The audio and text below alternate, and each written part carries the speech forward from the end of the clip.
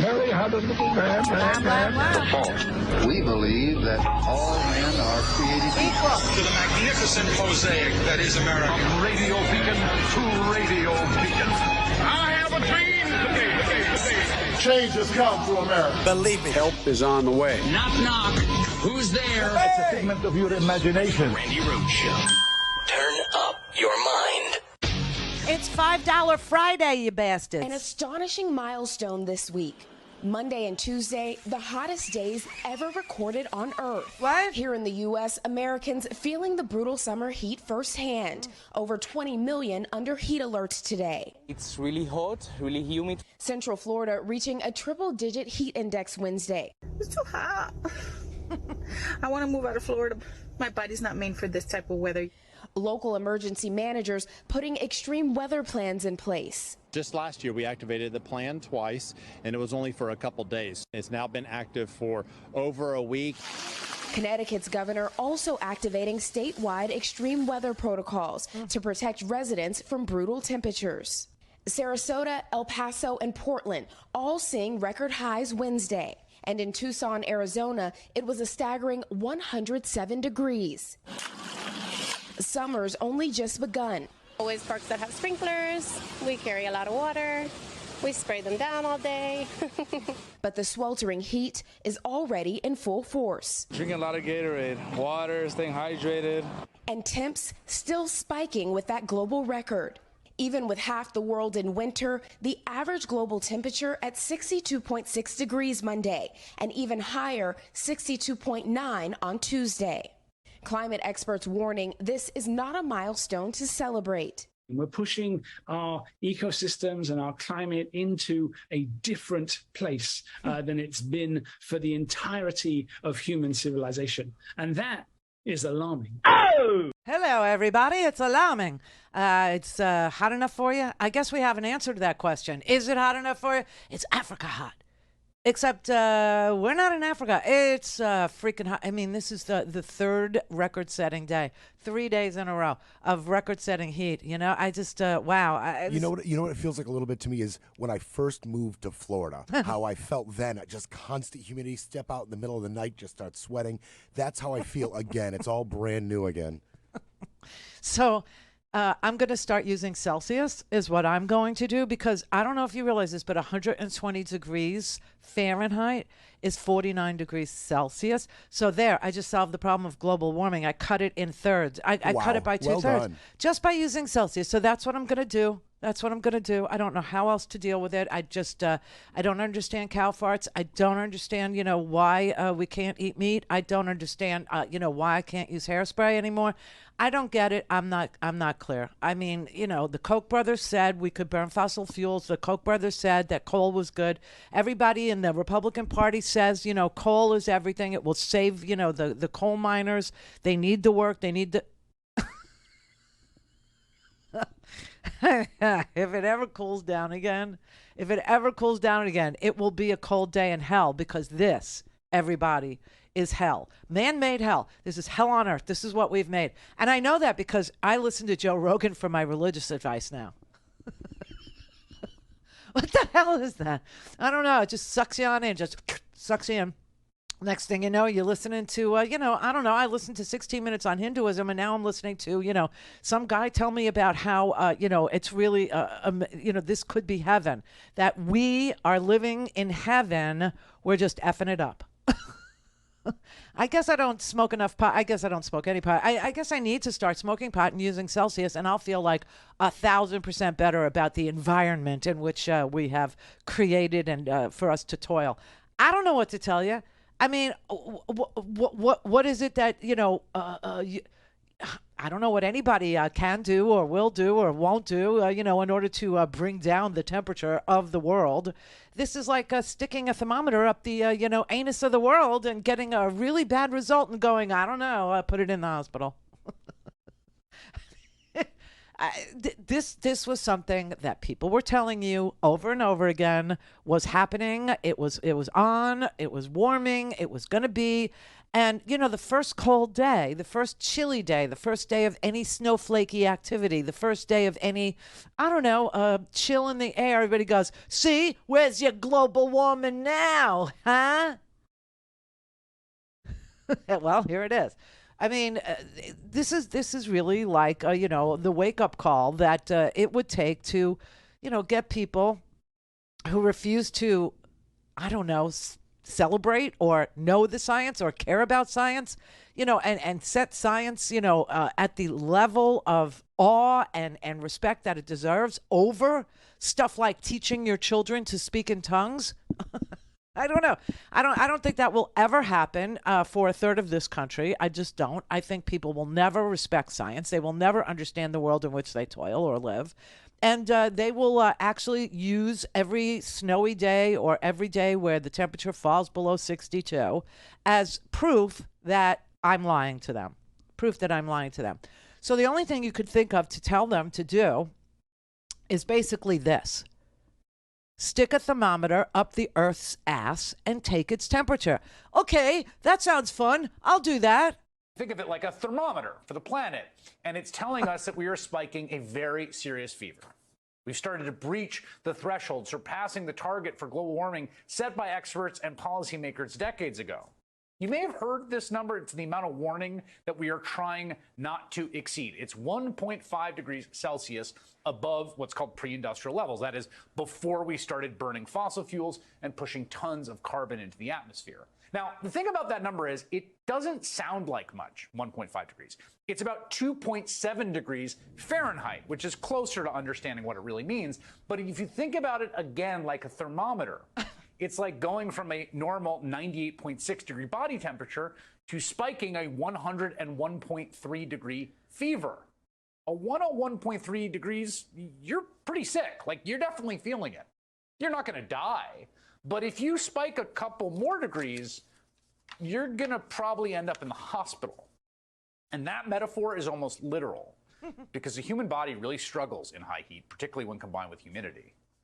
A recent heat wave in Texas resulted in hundreds of hospitalizations, at least 13 deaths, 11 of them coming in just one county. 2 others died while hiking at Big Bend National Park in West Texas. Oh, God. As temperatures continue to rise, experts are acknowledging that we are more likely than not to exceed that 1.5 degree target. In fact, it's all but assured at this point. The only way to make sure we don't end up producing a kind of global hospitalization or a kind of civilizational heat death is to continue to rapidly expand investment in and deployment of carbon-free energy. And then we got to start figuring out how to take carbon out of the atmosphere at scale. But even if we do that, it's going to get hot and hotter. It doesn't sound very optimistic to me, but it is a great way to put it. Okay, that was the best explanation I could think of if I needed to explain it to people who just want to have fun and don't want to pay any attention to anything that's real or anything that needs fixing, okay? Then just tell them what we're going to do is we're going to shove a thermometer up Earth's ass, and then you'll see the temperature, and you'll realize that we're all going to need to be globally hospitalized, meaning the whole planet has to go into the hospital. Well, I don't want to pay that bill. Right, you don't. So let's everybody suck in the carbon, like now, before we all die. Hottest day on Earth. On Earth for the third straight day. Yesterday was the hottest day on Earth. Day before was the hottest day on Earth. Today is the hottest day on Earth. We're number one, damn it. It's just like, it's unbelievable. This is all climate change driven. But here's the thing. Haven't I been telling you for years and years and years that even if you don't want to believe it, even if you doubt me, even if you doubt the science, even if you just think that, sweating is your natural going forward look, now, this is what it's going to be. And you're cool with it, you're down with it. Just remember that modifying or changing this trajectory is a multiple trillion-dollar business. Yes, it is. And we would like to be the leaders in the world of that business. And guess what? The economic news, based on doing stuff like that, is really, really good. Really good today. So if you have to learn something, learn Celsius so it's not so hot and go to work at making EVs. All things Randi at RandiRhodes.com. Go for launch. Speaking truth to power, the Randi Rhodes Show. All right, the only thing hotter than the global, warming is Biden's economy. Here's what we know. 209,000 jobs added in June. That is below what economists expected, and the lowest monthly gain since December 2020. Hiring is slowing, but it is still the 30th consecutive month of gains. CNN's Rahel Solomon here 30 with months. a read into the numbers. Take us into this report. What are you seeing here? Okay, so this was the first time, as you pointed out, that this was actually cooler than what economists were expecting. The expectation was closer to 225, 229, and as we can see, the number came in at 209. I should say the prior 2 months were also revised slightly lower.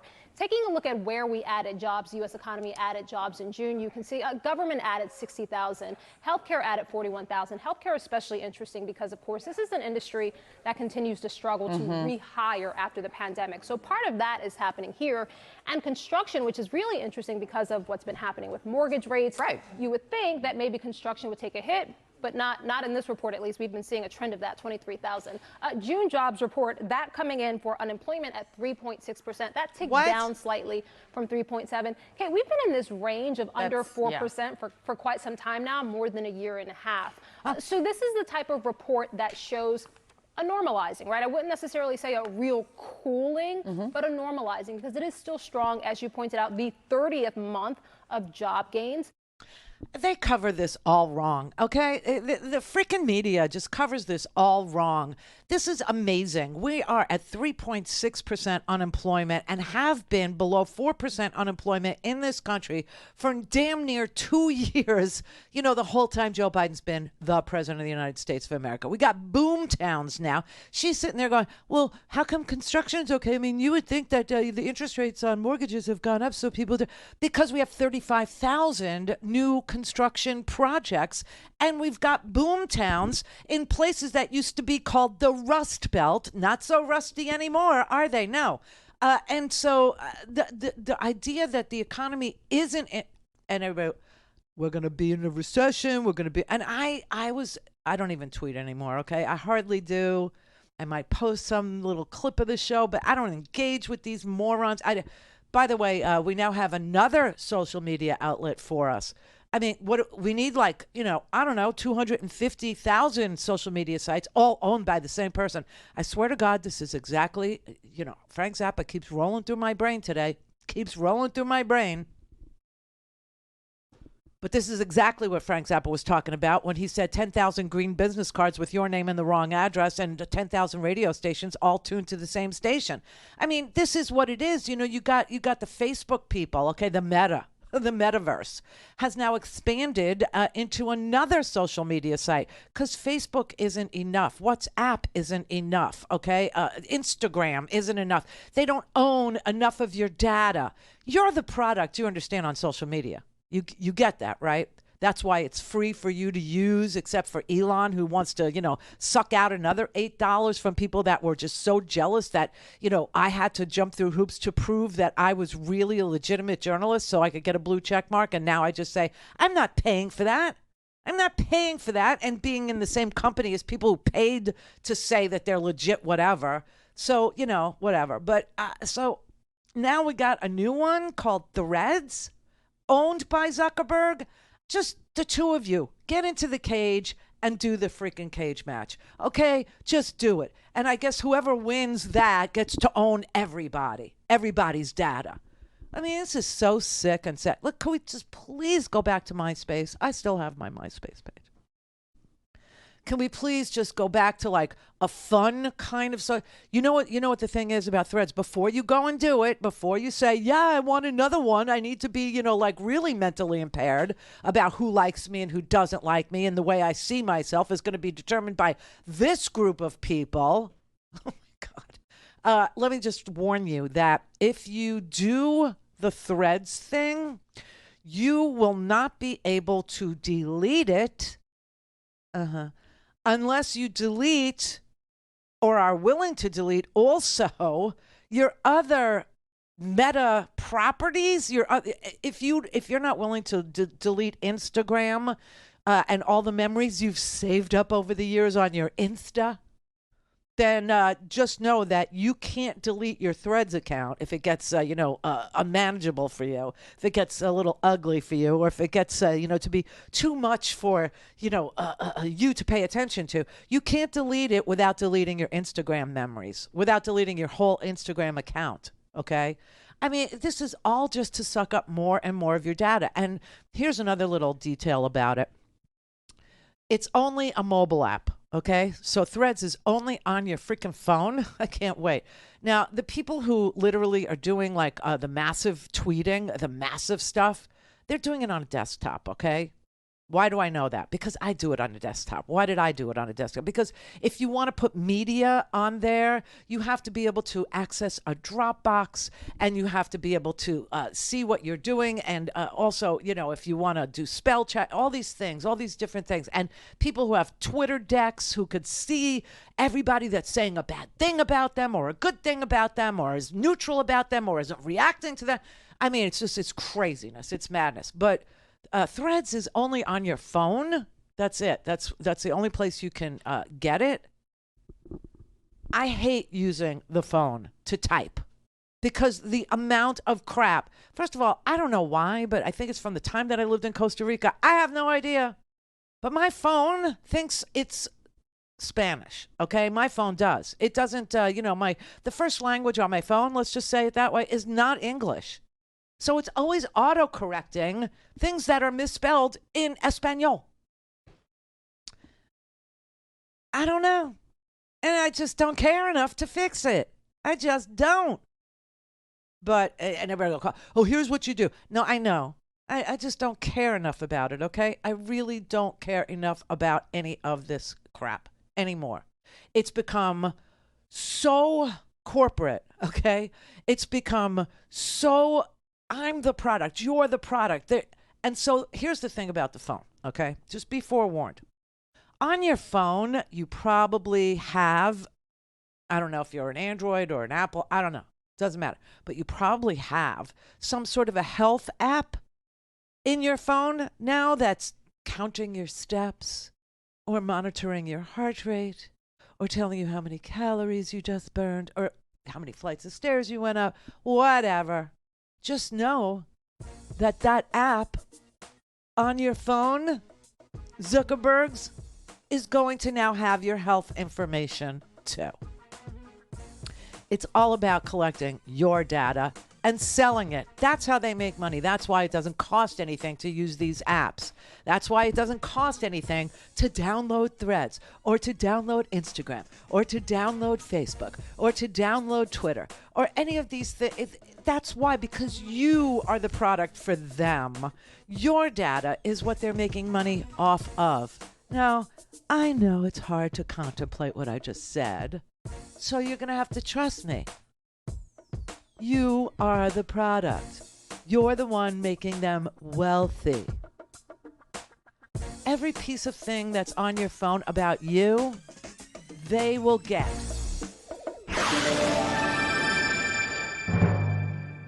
Call in, connect. To speak to Randi, call 561-270-3844. 561-270-3844. All right, everybody. Happy July. Yes, it's very, very freaking hot, but it is also the start of a new fiscal year. Yes, that's what it is, which may not mean a lot to you, but it means everything to us here at Free Speech because it's a new beginning, a new fiscal year, everybody. So happy New Year. Yeah, and I know that, unless you're a business person, that doesn't really, float your boat, but it is a big damn deal to us. And so, because it's a new beginning, we are doing $5 Friday, our very first $5 Friday for the first of the fiscal year to begin. And if you are one of the first, 30 people to make a donation of $5 recurring every month, $5, we will, not only make you part of our beautiful community, but we will actually get you a special year-end gift. We will invite you to events throughout the year. We will send you a free Speech TV sustaining member perk. You will get a gift a gift. I don't know exactly what's in it. I could tell you this, though. Last time I talked about the fact that I didn't know what Free Speech TV puts in their mystery box, all of a sudden I did get something in the mail from Free Speech TV, and it was a really good-looking T-shirt. It was a really good-looking one, FSTV on it, and it had some tote bags in it. Those were good, really good. But if you start a new monthly donation today during $5 Friday, you will get a mystery box as well in the mail. That will be a thank you from the people at Free Speech TV to you. If you're already a sustaining donor, consider increasing by $5 whatever your monthly gift has been. That would be a great thing to do. So give us a call to increase your sustaining donation by $5 or more at 877-378-8669. 877-378-8669. You can always do it at freespeech.org, as you know. Or you can text FSTV to 44321, and we'll send you a secure link. You can say you want to make it recurring, and when you want to stop it from happening every month, you just say stop, and it stops. It's just that simple. There is no muss, no fuss. But we will make sure that you get your free gift if you become a sustaining member today with a $5 recurring donation. So thank you very much from everybody that works at Free Speech TV. All right, Jeff in Pennsylvania. Oops, I didn't mean to throw the phone in your head. Huh? Shit. Yeah. Okay, then. Wow. What was that, Brett? Well, no, what, Brett? He was ready when I left him on hold. He had a topic just a couple minutes ago, just before we came out of the segment, and he wanted to talk about the Republicans ignoring the climate change and not saying anything about these record days. That was his topic. I don't think we've had anybody more unprepared in that small amount of time. He was touching himself, Brett. That was some crazy breathing. His pants were unzipped. You know that, right? And all that is missing is a laminated photograph of me so that he can wipe it clean and use it over and over again, okay? That man was definitely touching himself, okay?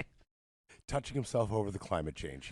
Yeah, I don't think that's why he called. I really don't. But, as far as the Republicans go, when you're being paid to ignore climate change by big oil and gas, when you're being paid by coal companies to fight the last fight, like Joe Manchin is, what did Joe Manchin get for for his vote on the bipartisan infrastructure package? What did he get? He got a freaking pipeline laid, just like that guy right there was laying some pipe, okay? Same damn thing. That's probably why, he was panting like that. It's a one-man crew, though. Yeah, laying the pipe is what he's doing. But, listen, that is where their donors are. That is why the Supreme Court rules the way it does, because their donors are, looking to take charter schools and turn them into religious schools. Here's a little factoid for you to know. Charter schools are public schools. Public schools. They are not religious schools. They are public schools. And you watch what they're doing with this one charter school, this one online charter school in Oklahoma, I guess it is. Yes, Governor Twit is actually, they have a Catholic church, supposedly. It's an online school that's religious, that is a charter school, which means it's public, getting public tax dollars in order to be a religious online school. And I think they named it St. Isidore, who I think is the patron saint of the internet. It's like St. Isidore is like the patron saint of social media or some made up thing like that. But the reason why people ignore the preservation of church and state with the separation of church and state, or the reason why people ignore global warming, is because their donors are paying them to do so. Their donors are paying them to pretend that they don't know science, or that they couldn't possibly be explained science, or that they don't know that the Establishment Clause is there for the protection of both church and state, which is, like your natural, it should be your natural inclination, is to protect as much of the ideas that float around in human heads as humanly possible in our Constitution. You should want so much freedom that ideas, no matter whether they're ideas you would agree with or ideas you disagree with or ideas that are good or ideas that are bad, they get to live, they get to be discussed, they get to be, protected. But you understand that the global warming disaster doesn't protect the basic planet, which should be in violation of religious doctrine, right? Because God so loved the earth, right? They are so completely indoctrinated by money. That is their God, okay? And that's why the Republicans don't mention anything about global warming or climate change, okay? It's ridiculous because it is a multi-trillion-dollar industry. And people who are starting to benefit from that investment in this new multi-trillion-dollar industry of, clean energy, they're experiencing boomtown situations. They're experiencing an enormous amount of job creation. They're experiencing great paying jobs. They're experiencing an enormous amount of construction in their formerly deindustrialized towns and cities and burbs and everybody that wants to know it can know it. And even people who don't want to know it are seeing it. And, it's creating a boom environment. Even Fox News knows it. Even Fox News, okay? And, one of the token liberal, well, I don't even know if she's liberal, but the token sane person on Fox, they always hire the one. Used to be, Alan Combs, rest his soul. He was a great man. Just so you know, he was just a wonderful human being. A wonderful human being. But when they went out to pick the liberal, when they went out to pick the token non-conservative, let's put it that way, they went out and they tried, and Alan knew this. They tried to pick somebody who was almost impossible to look at on television, okay? But he had such a good heart and such a decent personality and such a way about him of accepting all ideas, not as his own, but as things to be discussed, okay? And then after him, what do we get? We got Leslie Marshall for a brief moment in time, and now we have Jessica Tarlov, right? It's always one. There's always a token. It's part of their programming ideology. But Jessica Tarlov was sitting there yesterday going, listen, I'm glad there are boom towns. There are boom towns. And I'm glad that they're in red states. Yay red states. Yay to the states that's, lived through the deindustrialization of their towns, of their cities, of their states. But isn't it time that they started actually getting themselves off the federal welfare dole? Isn't it time that they actually stop sucking the money out of blue states? Because they do, This is the Randi Rhodes Show. To speak with Randi, dial 561-270-3844. That's 561-270-3844. Yes, we have boom towns now. I think it's wonderful that there are new boom towns and boom states, and I think that should be celebrated. I also think that it would be great then if there are these southern Republican-controlled states that they start paying their fair share and take care of Alabama, Mississippi, Arkansas, and Kentucky, because I'm sick of taking care of them from up here in New York or in California, because blue states pay the highest taxes, and then those federal dollars get shipped down south to make sure that they have decent schools, they have health care, they have good roads, etc. So by all means, South Carolina, Nancy Mace, who wants to take credit for things she voted against, please give some money to Kentucky, help them out. Tommy Tuberville, talk about you all the time. You should be paying more and taking care of your own people instead of feeding off of Democrats that pay higher taxes. Yeah, the red states are, sucking up blue state welfare. That's what they're doing. And they've been doing it for a really long time. And, all the blue states, everybody go, well, why blue states are such high tax? That's because we have to carry your ass around. That's why. We have to pay for your schools. And this is why it's such an affront and so disgusting. Although, on top of, let's say, not although, but on top of the fact that if you start mashing religion, like state religion in state schools, in public schools, you're going to have neither a good state or public schools. The idea of the Establishment Clause, the reason why we have a separation of church and state is for the preservation of both. And you start telling people in blue states that they're going to have to start paying, that their tax dollars, because people who live in high tax states, California, New York, they understand where their tax dollars are going. They understand that we are supporting Kentucky and Virginia and Florida's public schools and Mississippi's public schools and Arkansas's public schools. Everybody gets it, okay? We all know. We all know. It's not like we don't know. But now you start telling us that we're going to have to pay for, one of the richest entities on the planet is the Catholic Church, and we're going to have to start paying our tax dollars to support charter schools that are religious schools now. Charter schools are public schools, and there's supposed to be a separation of church and state in these public schools. And Oklahoma is just the first state to start tearing down that wall. Why would we have to pay for Catholic schools? Why would tax dollars be used to pay for... have you ever been to the Vatican? Have you ever? It's such a conundrum when you go there because it is unbelievably beautiful. I mean, it's its own city, it's its own state, it's its own country, the Vatican is, okay? But besides for that, when you go in there and you look at the walls and the ceilings, the frescoes and the not just the Sistine Chapel and the Michelangelo up there, the creation, but the Raphaels, he liked color, you know. And when you look at, the tapestries, my God, they go on and on and on and on down the hallways, it's the amount of wealth, the popes, the previous popes, the dead ones, they're all buried in gold coffins. You can see the gold coffins. I mean, the amount of wealth that is just on display for a place that has as its charge to eliminate poverty. It's a little hard to hold that in your head, okay, when you go there, because you're so busy oohing and eyeing, because the art is exceptionally, it's over the top. It's majestic, okay? It just is.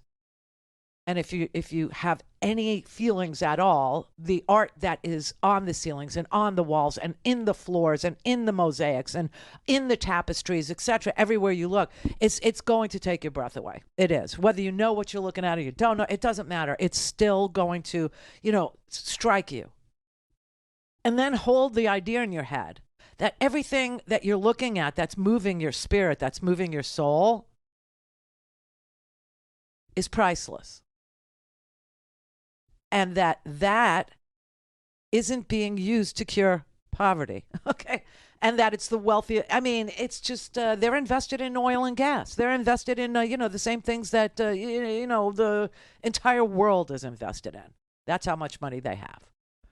And so for me to have to pay high taxes so that I can now support a Catholic online school that's going to teach religion?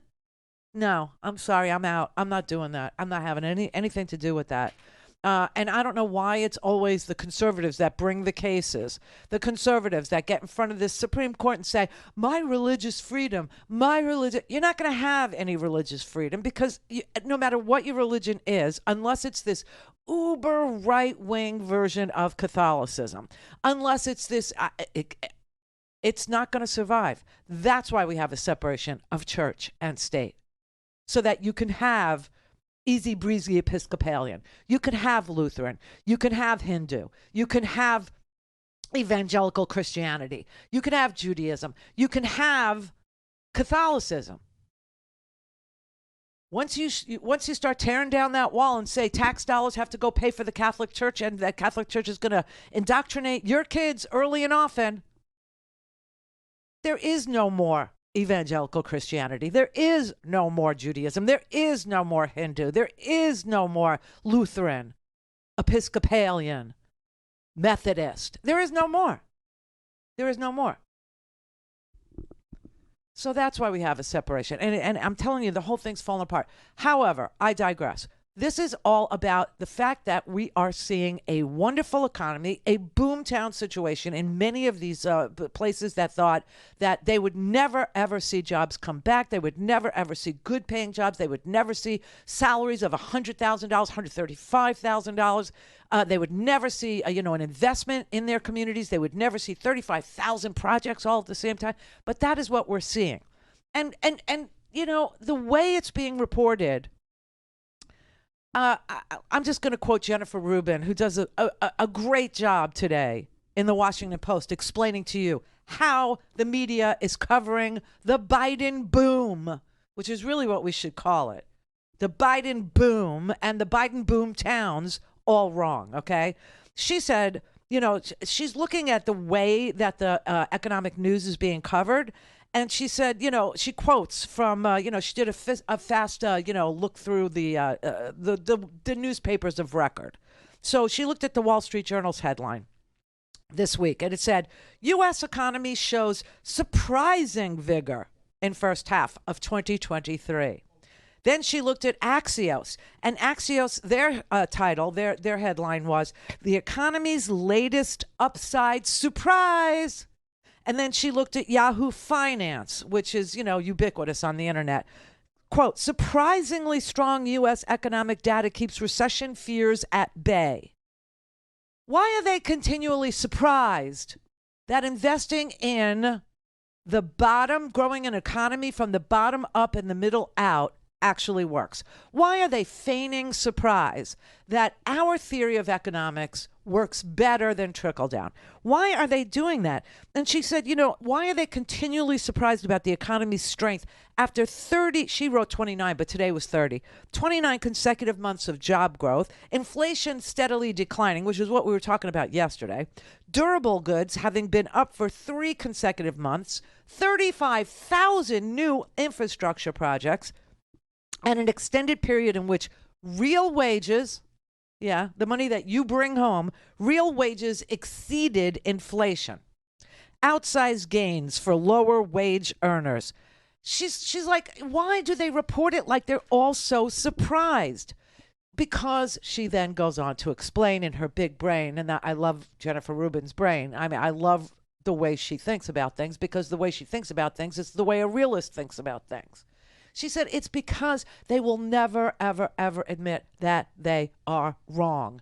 And they've been wrong. They've been telling you we're going into a recession. They've been telling you that there's no such thing as a soft landing. They've been telling you we're headed south. We're going under you can't build an economy from the bottom up. It has to be trickled down. They were wrong. They were wrong, and they've been wrong, and they've always getting it wrong. And so now they have to feign surprise. Who knew? You knew. You knew, because you're in that business, okay? Economics is your business. When you have an economics reporter on the beat at the Wall Street Journal, why? The name economics is in your title, Wall Street. The Wall Street Journal. Okay, but they don't want to, justify. They don't want to tell you that they've been wrong. They need to justify their wrongness by telling you, I'm so surprised. Fortune magazine was the only decent headline. It said, economists scrambling to justify their recession predictions. But maybe they were just wrong. You think? And when I tweeted that, remember they said, this one's not going to age well? Yeah, go look at it today.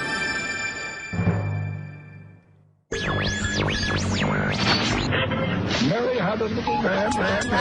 False. We believe that all men are created equal. To the magnificent mosaic that is America. From radio beacon to radio beacon. I have a dream today. Change has come to America. Believe me. Help is on the way. Knock, knock. Who's there? It's a figment of your imagination. Randi Rhodes Show. Turn up your mind. Welcome to Threads. If your current social media platform has turned into a dumpster fire, you'll be pleased to notice that our dumpster is brand new and barely smoldering. Yet, some microblogging sites are run by entirely unlikable billionaires. Not ours. Threads is run by a billionaire who, I guess, looks pretty great by comparison. Do we harvest your data? Yep. But don't worry. We own Facebook and Instagram, and we already know your search history. Yes, you should get that rash checked out. You asked for a social media platform that was somehow both better than Twitter and exactly like it. And we were like, I don't know, how about this? Welcome to Threads.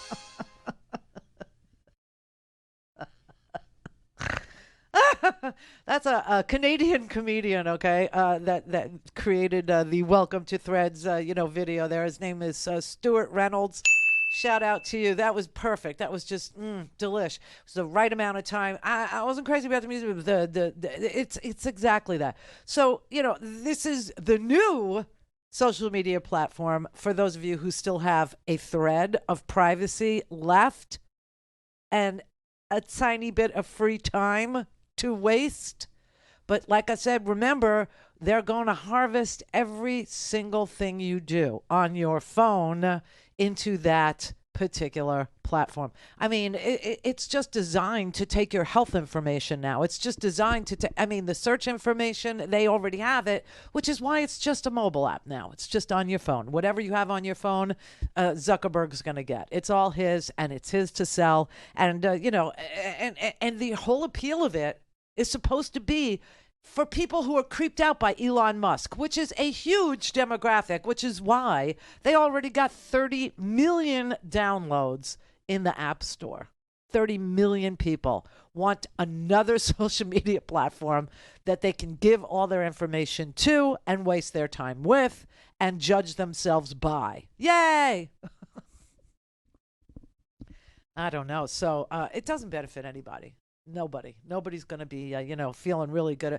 Because, look, social media is to mental health the same way that emissions are to climate change, right? And the people that are telling you must actually be on social media and you must actually have, X amount of followers and you must actually have a blue check mark or you must actually have the Rumble, icon next to your name in order to be anybody. They're the same people that are telling you fossil fuels, baby, that's what makes America energy independent. No. So good luck with that is all I can say. Just good luck. Seth in Virginia. Hey, Randy, how are you? All right.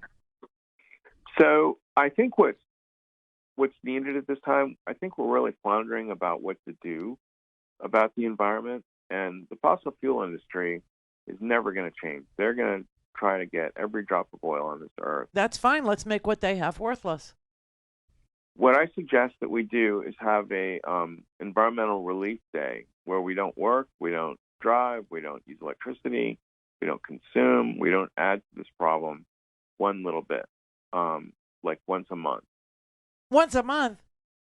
Maybe sooner. Maybe like once every 2 weeks. Uh-huh. What do you think? I don't think anybody's down with you. I don't think anybody will do it. I really don't. I don't think it's, something that anybody is going to say, hey, let's jump on the Seth bandwagon and let's not go to work and let's not buy anything and let's not, let's turn on, you know what? It's, July? Let's turn off our air conditioning. Yeah. Are you crazy? Anybody that is denying global warming right now is in a temperature-controlled room. There's no way they're turning off their air conditioning. Well, we've got a choice. We turn off the air conditioning or we face the consequences. No, we have another choice, and that's the choice that I just laid out for you, and that is to make whatever fossil fuels, businesses are selling worthless, to make what Saudi Arabia has worthless, to make what ExxonMobil has worthless. That's another choice. And the way that you do that is you build electric vehicles and charging stations for them. The way you do that is you incentivize homeowners to put solar panels on the roofs of their houses. You actually tell them that, they will get a tax break for doing so. You incentivize the good behavior instead of saying you must punish yourself. You must, set yourself on fire in 107-degree weather. Because I don't think anybody will do it. All right. I think that's what's needed. But I hear what you're saying. Well, I'm glad you heard what I was saying because what I'm saying is actually on. It's happening. That's what we're doing. That's the direction that we are going. So enjoy yourself because it's going to be a fun ride and boom towns will be created.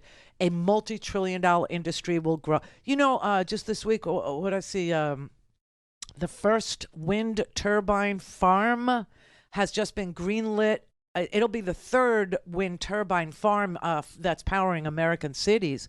But I think it's the first one in some northeastern city. I can't remember which one it was. But yeah, so they're greenlighting these projects. And by them, I mean the government. The government of the United States of America is, and I was telling you the other day, you know, when we were flying over the country, remember I had to go from Florida to Seattle, right? Actually, I was going to L.A., so I was doing the southern route, and we were going over Oklahoma and Texas and all this stuff. All I saw down below were wind farms. So I have news for you. The people who are, you know, telling you they're resistant to it or signaling to you that they're the oil barons or they're not buying into it. I mean, the wind farms were all over Oklahoma.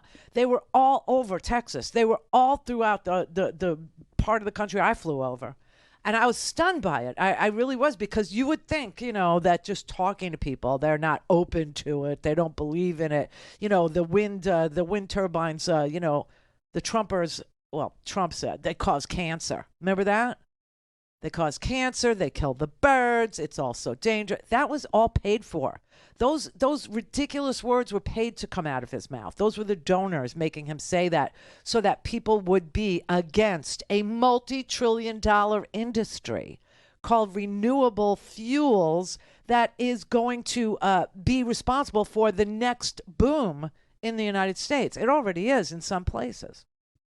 So I don't think it's, you know, you have to command people to do without. I think what you have to do is enlighten people that, you know, renewables are profitable and that renewables are a humongous opportunity for the United States to lead the world in. Casey and Magaloco. Hey, long time, Randy. Tell Howard I send my best to him, please. And Neil's looking down. I'm pretty proud of you, I'm sure. Hey, Randy, my question to you is, all right, I've talked to you many, many times the other year. I know you probably remember me and stuff. And, you know, I always say that the Democrats have a winning lottery ticket. You know, after 9/11 with the weapons of mass destruction, we had an opportunity, and, you know, we got obviously Barack Obama. But it's like, it seems like after 9/11, we got Barack Obama? Well, no, I'm saying after 9/11, after Bush, after Bush's presidency, we got Barack Obama. Yeah, after 8 years of wars that we didn't need to fight, and after crashing the economy, we got Barack Obama. And then we handed him the keys and said, here, fix this car. He fixed the car, and then they drove it back into the ditch. Right. Well, that's what I'm saying is, this is where I'm going with this, is, you know, the Democratic Party, is it really this close? Like, I listen to CNN too. I listen to MSNBC. I even listen to conservative radio. I listen to you. I listen to Tom Hartman. I listen all across the board. Okay. Yeah. And how in all these matchups, whether it's Mitt Romney or Trump or DeSantis, how is it even close when the whole party went MAGA? I mean, even all those guys, even Mitt Romney started supporting back in the day Trump. The Democratic Party needs to label the Republican Party as nothing but domestic terrorists. I mean, plain and simple. Why do you think it's close? They lost 3 elections in a row. Celebrate.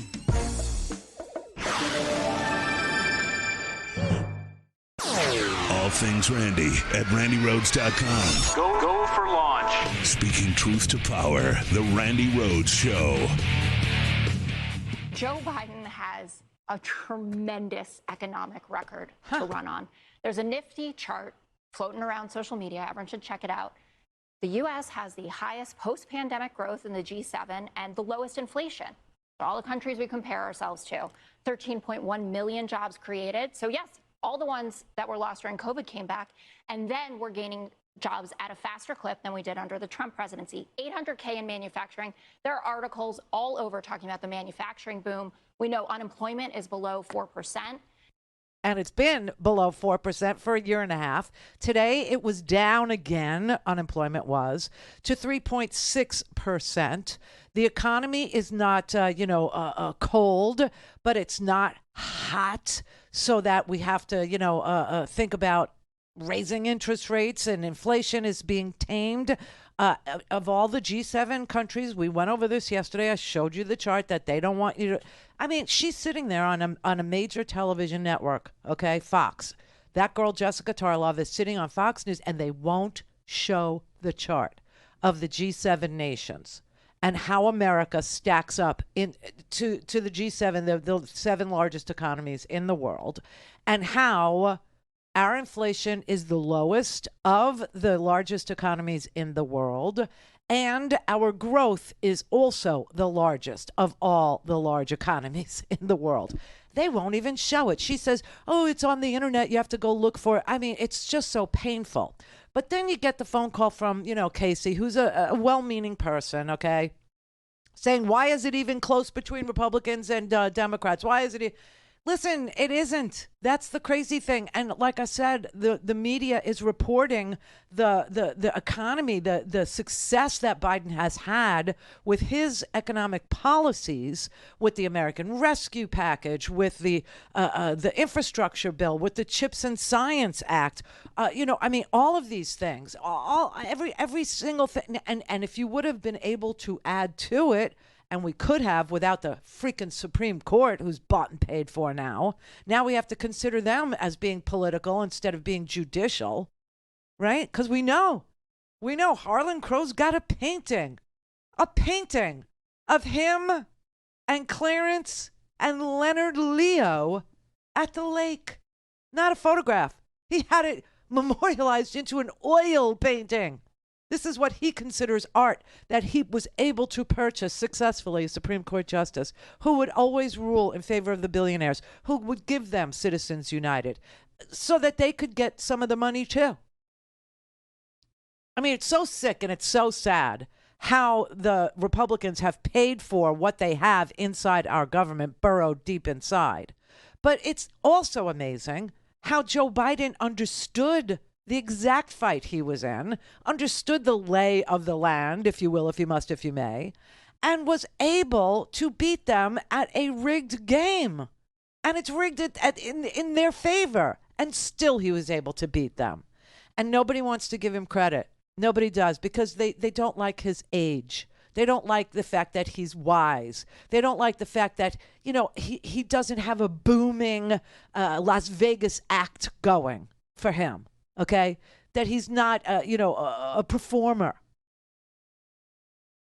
He's a workhorse, not a show horse. Okay, and everything he has chosen to do, policy-wise, has worked out. And the idea that they didn't lose the last 3 elections that they were in is something that you're glossing over yourself. So don't call me and say, "What about the Democrats? What about?" Because it's you that's falling into this belief, this ideology that somehow Republicans are beating Democrats, or Republicans are close in the fight with Democrats, or that the economy is a close call. None of that is true. None of it. If you look at, ever since Donald Trump was elected in 2016, every single election after that, 2018, they lost the House, right? Remember that? Nancy Pelosi became Speaker of the House. Remember? Yeah. And then 2020, they lost the presidency. Remember that? And Donald Trump was so humiliated by that he chose to perpetuate another big, giant lie and get people to do violence because they believed that the lie was true. Well, now Rudy Giuliani, the I don't want to call it a behavioral board. I don't know what to call it. The professional, ethics panel that looked at Rudy Giuliani's law license, whether he should. They said no. They said he should not retain his law license. He ought to, have it. But they don't actually get to take it away. The disciplinary panel only gets to recommend. So the ultimate, a removal of his license to practice law will be in the D.C. Circuit Court of Appeals. So Rudy's cooked. Okay, all these people that. Why don't I know it's slow? I know especially if you're looking for justice, that's really slow. But the economy is great. Okay, they lost 18 the midterms. They lost 20 the presidential. 22 they lost the midterms. We have the Senate. That was supposed to be the big red wave. Remember that? And that's another thing. The media will not admit that they got that wrong too. They will never tell you that this predicted red wave that they thought they were going to see in 22 in the midterms, and we were going to get hammered and the Democrats were going to get shattered, and they always do in the midterms. You always have the party in power of the party that retains the presidency always loses the midterm. That didn't happen. It didn't happen. We won the Senate, for God's sake. Remember that? And yes, we don't have the House, but only by 4 seats. 4. And one of them is Boebert, and she's about to go down in flames, too. I think the Freedom Crackers just kicked Marge out of their little club. I mean, it's not going well for them, okay? So please, orient yourself, that they keep losing. They keep losing, and tell everyone you know that is the truth, that the Republicans can't win. Hence, this is why, A, they want to cheat, right? And B, this is why they're using the Supreme Court as some sort of legislative body now, because they can't pass anything they want to pass because they can't win elections. They can't. Even Kevin McCarthy hasn't endorsed Donald Trump. I wonder why that would be. I'll tell you why that would be. Because if McCarthy endorses Trump and Trump loses, okay, he will be, not only will McCarthy not be the majority leader, but McCarthy will never be the minority leader. He will leave. He's done. He's cooked. So he's taking the best road he thinks for himself, and that is to not endorse Donald Trump. And why would that be? Because Donald Trump is a proven loser. So this crazy idea that's part of the propaganda is seeping into normal people's brains too. It's just propaganda, though. It's not true. Republicans they don't win elections. That's why the Supreme Court is acting as a legislature, and they're acting as a minority majority.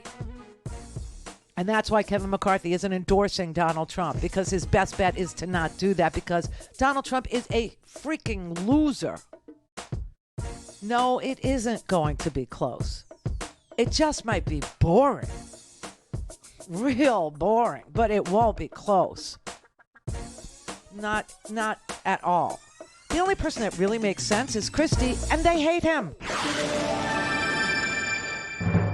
Connect. To speak to Randi, call 561-270-3844. 561-270-3844. Oh, everybody, happy fiscal new year. I know everybody's celebrating.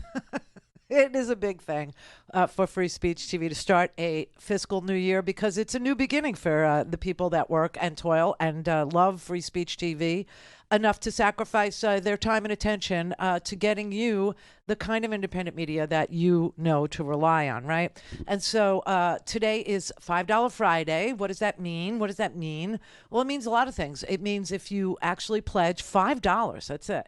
If you pledge $5 recurring every single month, a $5 donation, then we will send you a thank you gift. We will send you a mystery box. I don't know what's in yours. I can tell you I got like a mystery gift the other day out of the clear blue, and it was fabulous. I got this really good looking Free Speech TV t-shirt, and I got a couple of tote bags, reusable, for the groceries and stuff. Fabulous, right?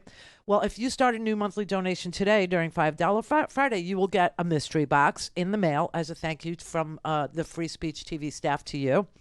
And if you'd like to get a mystery box, but you're already a sustaining donor, just increase the amount that you give by $5 or more today by calling 877-378-8669 or donate online at freespeech.org or text FSTV to 44321, 44321, and we'll send you a secure link, and we'll get you some thank you gift too in the mail, because we appreciate every single thing that you do in order to help Free Speech TV stay on the air, and it's been doing that for 25 years thanks to you. So $5 Friday, it's on. Please do so. Any way that you choose is fine with me. All right, Ben in California. Hi, Randi. Hey, Ben. Oh, what I wanted to know is, now we have all this demand for oil, for fuel, electricity, but, one of the driving things is plastic, and it's never mentioned. Oh, yeah. Well, fracking was a boom for plastic. They get a lot of plastic out of fracking, and we have plenty of alternatives. Yeah. So we got to get this demand for oil for plastic I mean, everybody touches it all day long. You wear it, you walk on it. Oh, yeah, every car. It's just plastics everywhere. The newborn babies.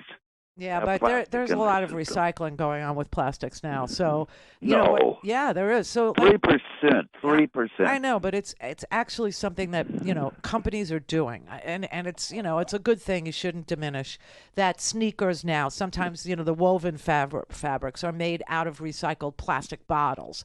I mean, the idea that the plastics in the ocean, are killing, the environment, killing fish, killing, reefs, killing all kinds of things. People get it. That's why, tote bags are a good idea. Instead of getting a plastic bag at the supermarket, people are using recyclable bags. Okay, they're doing some small things, and all those small things add up. So, to say, oh, nobody talks about it or nobody does anything, that's just not true. It's not. I'm sorry that we only recycle something like 3% of recyclables.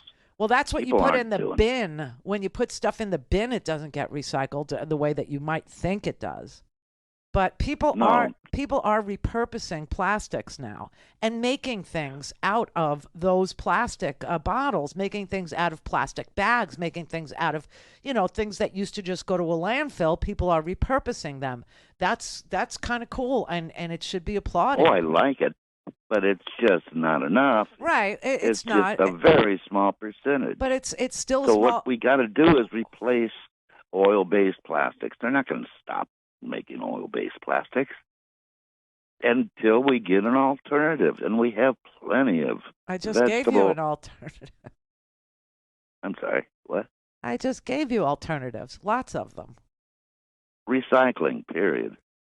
No, I'm not sorry. just recycling, but I'm talking about using canvas bags instead of plastic bags. Use paper bags again instead of plastic, right? The way that... That's good, yes. Okay, so people are doing some of that, and you're just like, well, that's not enough.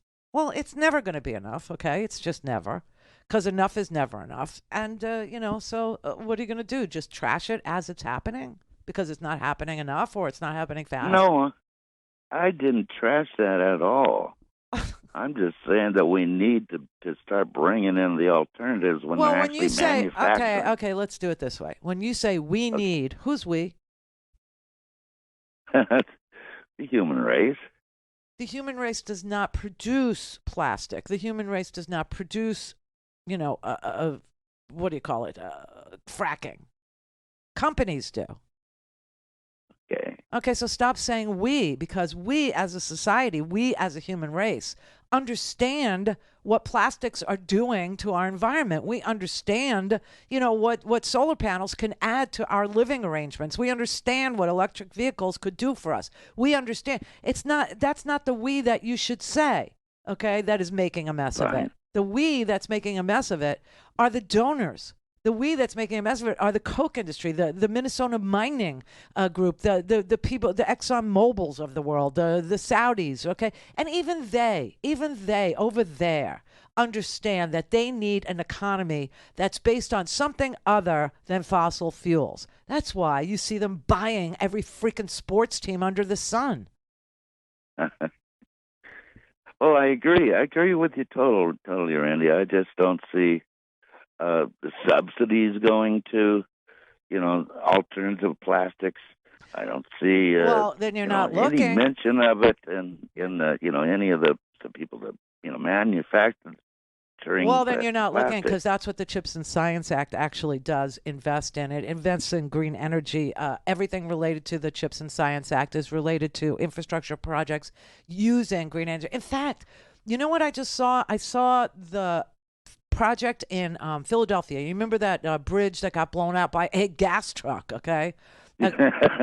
Right. Yeah. Okay, so you had this truck carrying fossil fuels, and it blew up under this, overpass on I-95. And they were able to build it back in 12 days. And you know what materials they used to create these new walls instead of, asphalt, and instead of, the fossil fuel-based things that we usually see in road building, right? The petroleum-based road building materials, they used plastic bottles. They repurposed them. Well, that's I didn't know about that. Yeah, and that's because... That's amazing. I love it. I love it. But that's what we did as a country. That's what we incentivized to build back better. Absolutely. Okay, so the idea that you think we need to fill in the blank. No, we're already doing it. That's what I'm telling you. And you need to celebrate that. You need to understand that the infrastructure package, the CHIPS and Science Act, Build Back Better was a huge package. We couldn't get the whole thing passed. Why? Because there was too much investment in green energy, meaning to the detriment of fossil fuels. And it was going to kill their subsidies, which they still get. And yes, it's an affront that we still subsidize the thing that's killing us. But we beat them. This is the Randi Rhodes Show. To speak with Randi, dial 561-270-3844. That's 561-270-3844. Joe Biden has been a steady, competent leader. He's actually been an excellent president. The country is in much better shape than it was when we came out of the horror of Donald Trump. But he's not getting the credit for it. Why? Because Democrats continue to infight. They keep talking about, is Biden too old? And who, what about this over there? And then the progressives do this and this one does that. They've got to stop that. This is the reality of the situation. You have to play the game that you're in. And the game that you're in is Joe Biden is going to be the nominee. And he actually has a lot of policy wins that the American people are benefiting from and will benefit from his steady, competent leadership. And guess what? We don't have to worry about him being a national security threat or selling our country out to Russia, China, Iran, or or the Saudis, or any of our other enemies out there. We have someone who actually believes in restoring the soul of America, that understands the importance of democracy and freedom and rights for everyone, versus Donald Trump and where the Republicans are going. So I'll say it again, Democratic friends of mine, for the love of God, spend this summer promoting Joe Biden's accomplishments and the positive vision for America, and contrast that with what the Republicans are not only saying, but what they've already done. And what they're telling you they'll do again. Yes, and that she's a Republican. Okay, she is, and so is Michael Steele. Michael Steele was the head of the Republican National Committee. He was the chairman of the Republican Party, right? And he's still a Republican. He hasn't renounced his party. He said he wants to be a Republican so that he can save what he thinks is left of the reputation of being a Republican, right? And people are trying to tell Michael Steele, it's over, it's done, it's Trumpified, it's never gonna. But he still wants to fight for the Republican Party because, he believes that there should be at least two parties in this country. And on that score, he's not wrong. He's not wrong. Okay, and so kudos to him.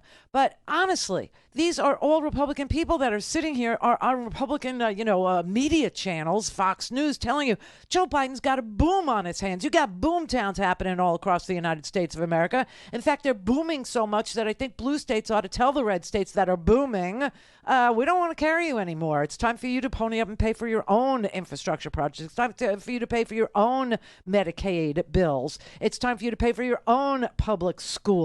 It's time to pay for your own projects, right? We're sick of, floating you, carrying you, hauling you across the finish line. That's how big the boom is. That's how big it is. And then you do have people that are going to constantly complain, this isn't happening fast enough, that's not happening fast enough. Listen, we had the Build Back Better plan. That was the big, big package, right?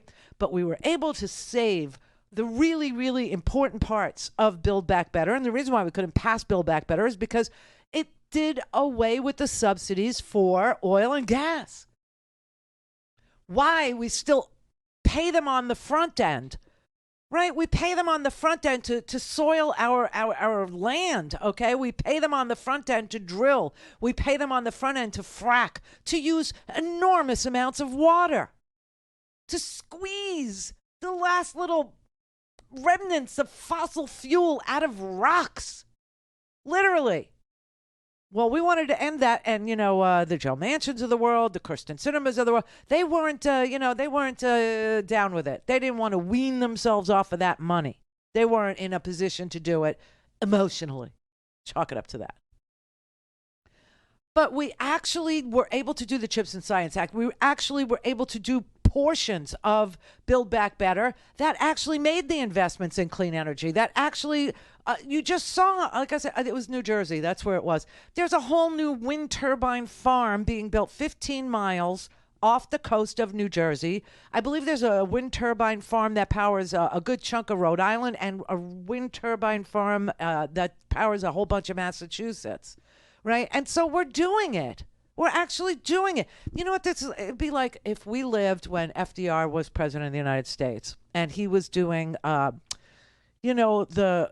Tennessee Valley project, right? Bringing electricity to the Tennessee Valley, to Appalachia, to the rural parts of the South. And we were criticizing because it wasn't going fast enough. I mean, come on. That's wrong. That's just wrong. You need to focus on what has already occurred in just a year and a half. And in just a year and a half, we have seen a massive amount of growth in this country. Wage growth, GDP growth, a decrease in inflation, a decrease in prices of things. Eggs are no longer $9. I just bought eggs. I go every Saturday. I just bought eggs last Saturday. They were $2.19. $2.19 for a dozen eggs. That's what it's supposed to be. But we have seen far too little coverage of the transformation that is going on in little towns, in rural areas, in aging metro centers, right? The new investment that is going into these places is building plants and creating infrastructure projects and green energy, all related to the CHIPS Act, okay? And it would be nice to know that people who are living in towns like that, people who are living in the Rust Belt, people who are living in deindustrialized portions of the country that see the investment, that can see the orange barrels, that can see the infrastructure projects, that can see the improvement.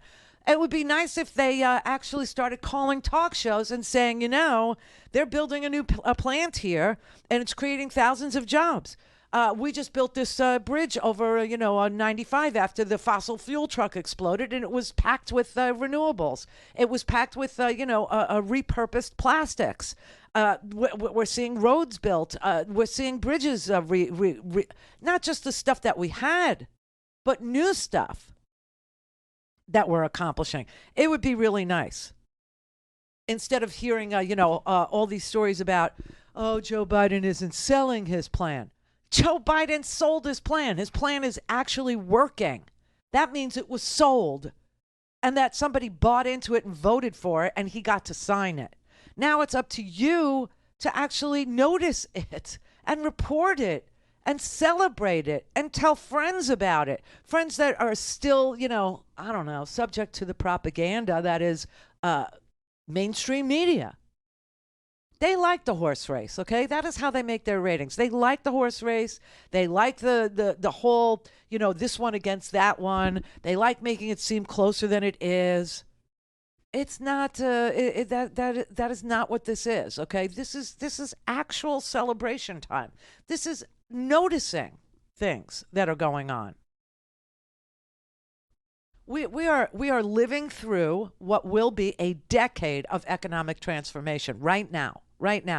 And did you ever wonder, like, if you lived during FDR's, a New Deal, if you would have, told everybody how great it was? I don't know if you would have, because I don't know if you would have known it.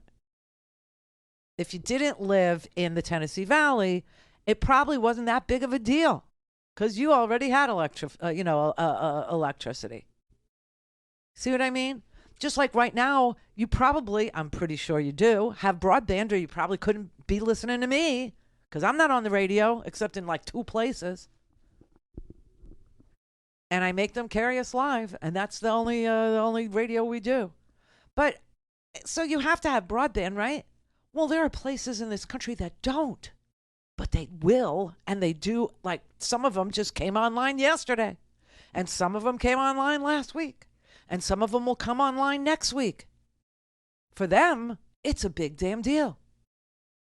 That's what I'm saying. Would you have even noticed the electrification of the Deep South if you lived in Michigan or New York or, L.A.? No, you probably wouldn't, but it was an amazing, astonishing achievement.